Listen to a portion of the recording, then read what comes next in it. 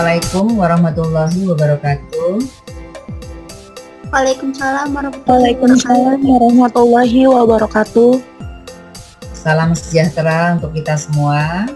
Alhamdulillah, hari ini pertemuan kita ya, minggu ke-10, Rabu 24 November 2021, di mana pada hari ini Bu Zaki akan membagikan materi dengan tema konflik keorganisasian. Konflik keorganisasian. Konflik dalam sebuah bisnis memang sangat rawan, mengingat persaingan bisnis sangat ketat ya, menjadikan konflik tak dapat dihindari. Tetapi konflik dapat diatasi dengan baik jika ada yang mengatur, atau istilah lain ada manajemen yang mengatur.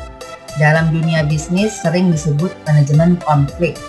Manajemen itu sendiri adalah pengelolaan untuk mengatur sebuah organisasi atau sekelompok orang untuk mencapai tujuan organisasi, sedangkan konflik itu sendiri adalah proses dua orang atau lebih yang melakukan tindakan untuk menyingkirkan orang lain ya.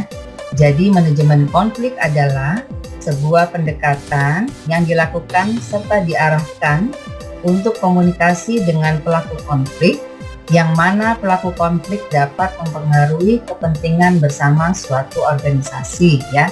Kalau dilihat di sini berarti dalam suatu organisasi atau dimanapun kita berada pasti akan menemui yang namanya konflik. Tapi konflik itu bagaimana cara kita menyikapinya. Untuk itu dalam suatu organisasi sangat diperlukan manajemennya ya, untuk mengatur konflik itu sendiri, yang biasa disebut dengan manajemen konflik. Dan biasanya dalam organisasi besar manajemen konflik itu lebih dipelihara atau sengaja diadakan agar organisasi tersebut dapat mengetahui apakah sistem yang selama ini dipakai dalam organisasinya itu berjalan dengan baik atau tidak ya.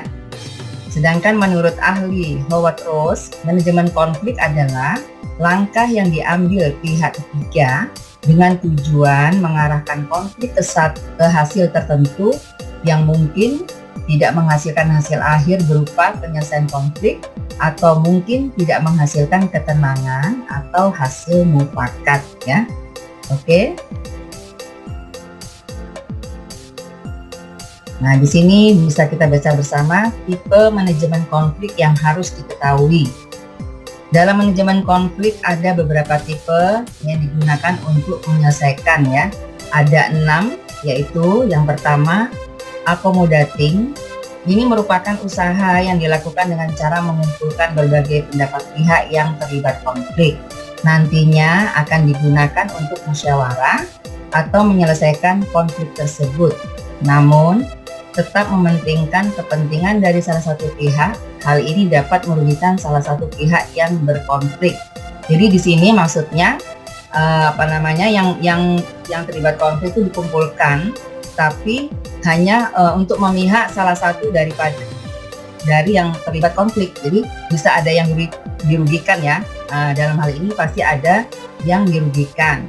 Yang kedua adalah avoiding.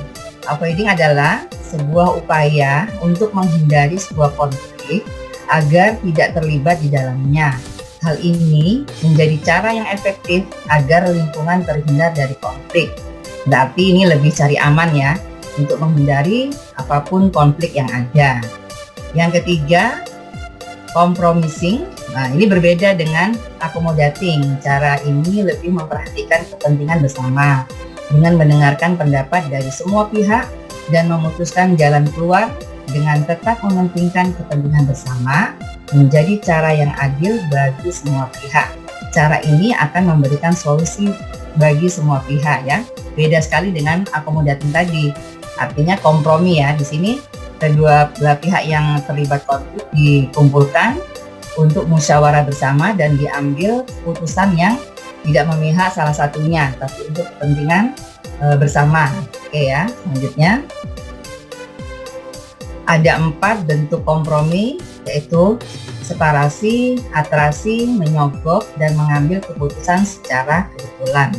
Separasi artinya pihak yang terlibat konflik dipisahkan untuk menyelesaikan konflik yang ada. Aterasi, pihak yang berkonflik setuju dengan keputusan yang diambil pihak ketiga atau penengah. Mengambil keputusan berdasarkan faktor kebetulan. Dengan cara ini bisa dilakukan dengan hal-hal yang sederhana, tapi tetap berpegang pada aturan yang berlaku. Menyogok merupakan memberikan imbalan untuk pihak yang mengambil keputusan dengan tujuan pihaknya dapat dimenangkan dalam konflik tersebut. Hal ini mungkin curang ya, tetapi bergantung pihak masing-masing yang menyelesaikannya. Jadi kita sebagai pemimpin memilih mana yang terbaik untuk menyelesaikan konflik tersebut ya. Yang keempat adalah kolaborasi, merupakan cara menyelesaikan konflik dengan bekerja sama yang hasilnya memuaskan semua pihak. Semua pihak akan bekerja sama untuk menyelesaikan masalah dengan tetap memperhatikan kepentingan bersama. Oke. Yang kelima, competing ya, adalah cara yang digunakan dengan mengarahkan pihak yang terlibat konflik bersaing memenangkan kepentingan masing-masing pihak. Cara ini pastinya tidak akan memberikan solusi bagi kedua belah pihak dan pasti ada kalah, ada yang menang. Yang keenam, conglomeration merupakan kombinasi atau campuran menyelesaikan konflik dengan cara menggabungkan 5 tipe di atas. Tentunya cara ini akan lebih memakan banyak waktu dan tenaga. Strategi manajemen konflik ya. Selain cara menyelesaikan konflik yang ada, Anda juga harus memperhatikan awal mula terjadinya konflik tersebut. Kita harus mempelajari agar tidak salah langkah dalam mengambil keputusan untuk menyelesaikan konflik tersebut ya. Ada beberapa strategi yang dapat digunakan untuk mengenali konflik yang terjadi. Yang pertama, pengenalan. Sebelum masuk lebih dalam ke konflik yang sedang terjadi, terlebih dahulu Anda harus tahu akar atau awal mula konflik terjadi dan juga harus tahu keadaan sekitar ketika konflik belum dan sedang terjadi. Dengan melakukan ini, Anda akan memperoleh informasi awal terjadinya konflik. Jadi sudah bisa diartikan bahwa kita jangan asal menyelesaikan konflik, tapi harus mengetahui asal muasal dari konflik itu sendiri ya. Yang kedua, diagnosa.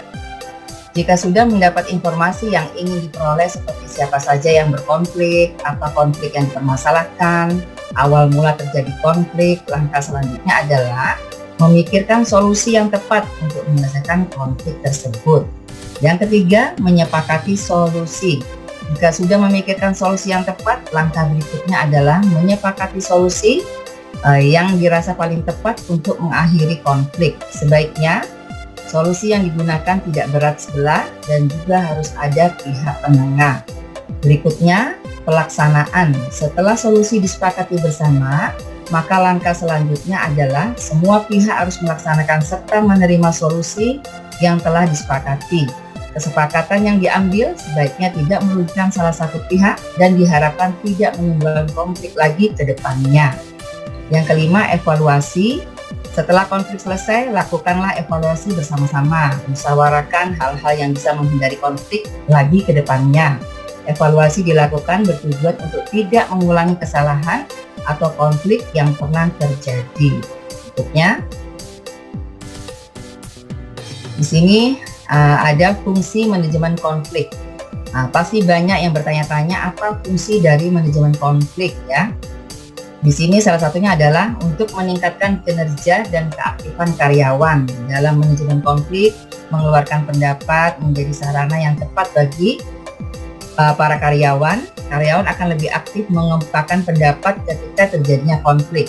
Karyawan dan atasan akan berdiskusi langsung, memikirkan solusi yang tepat. Dengan begitu, atasan dapat melihat serta meningkatkan kinerja dan keaktifan para karyawannya. Jadi sebenarnya ya, dengan adanya konflik itu akhirnya kan ada pro dan kontra. Jadi yang tadinya hanya diam saja, yang tadinya takut atau yang tadinya punya ide tapi tidak berani dan sebagainya, dengan adanya konflik nanti ini memicu untuk keluar semua ya. Apa pendapatnya, apa yang menjadi tekanan-tekanan dia selama ini. Nah, disinilah pimpinan akan mengetahui semua yang terjadi di dalam organisasi ya. Berikutnya, mengembangkan kemampuan karyawan. Itu maksudnya dengan adanya manajemen konflik secara tidak langsung akan mengasah kemampuan para karyawan untuk lebih berpikir logis, kreatif, dan rasional. Karyawan akan ikut memikirkan bagaimana menyelesaikan konflik yang sedang terjadi sehingga kemampuan berpikir karyawan akan berkembang dan meningkat karena sering diasah untuk ikut memberikan solusi yang tepat, serta lebih kreatif dalam berpikir dan tentunya akan meningkatkan skill mereka sebagai karyawan. Jadi sebenarnya konflik ini juga bisa memicu ya ide seseorang, kreatif seseorang, dan lebih ikut berpikir. Jangan ikutin alur aja seperti itu ya. Jadi dia lebih bisa mengembangkan dirinya atau skillnya ya. Oke, berikutnya. Nah, ini melatih kemampuan menyelesaikan konflik, sama aja sebetulnya ya. Dalam sebuah perusahaan, konflik pasti akan terus terjadi. Perusahaan yang pernah mengalami konflik akan lebih berkembang dan maju dengan konflik yang terjadi. Akan membuat sebuah perusahaan terbiasa menyelesaikannya dengan solusi yang tepat. Perusahaan akan lebih mampu bertahan karena sudah terbiasa dengan adanya konflik. Berikutnya, meningkatkan rasa saling menghormati.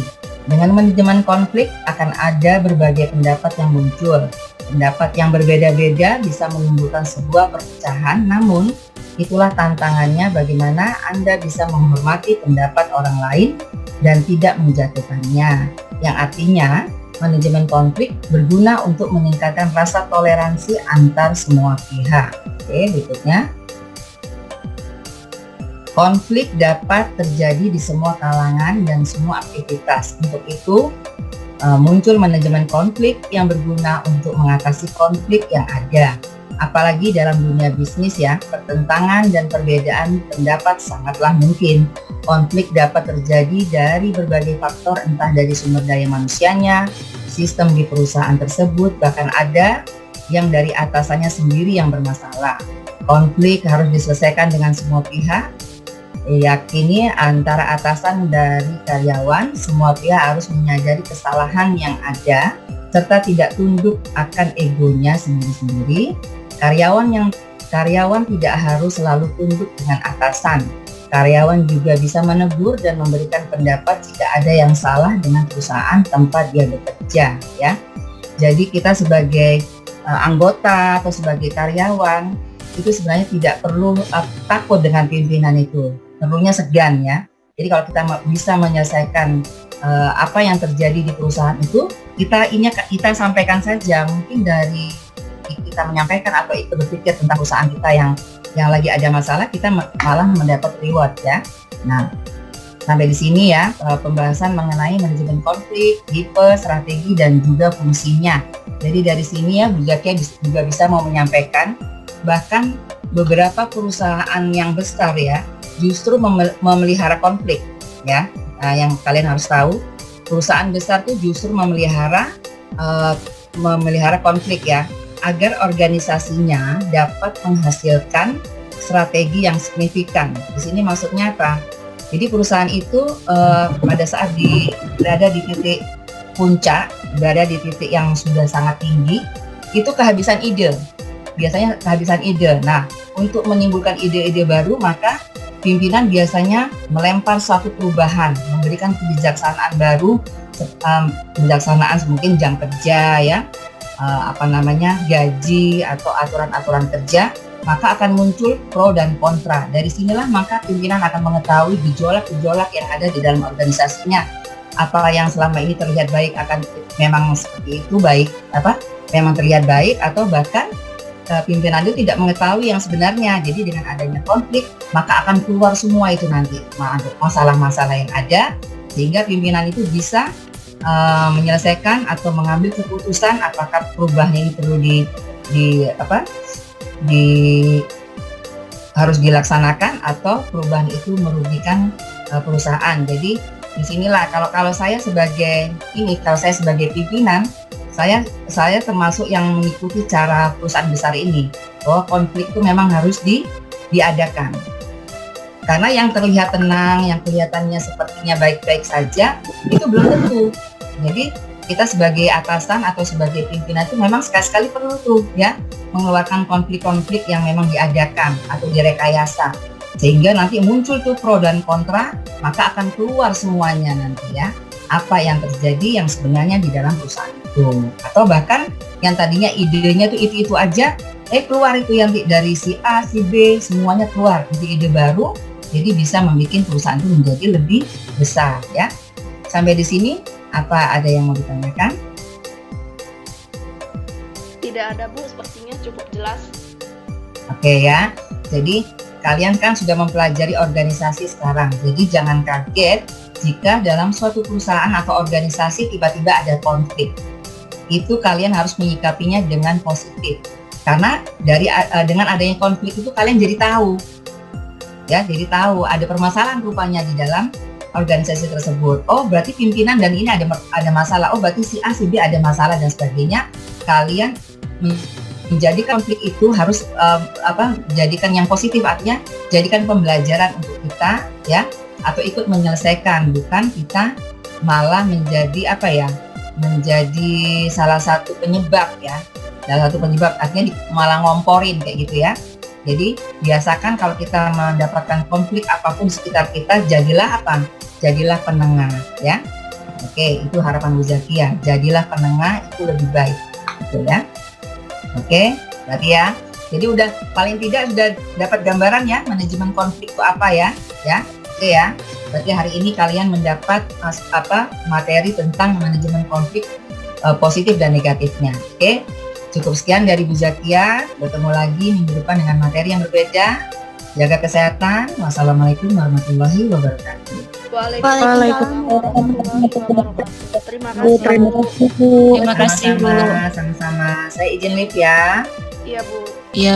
Seperti biasa materi yang akan saya share, siakat dan grup absen dipenuhi ya. Iya Bu. Oke. Assalamualaikum. Waalaikumsalam.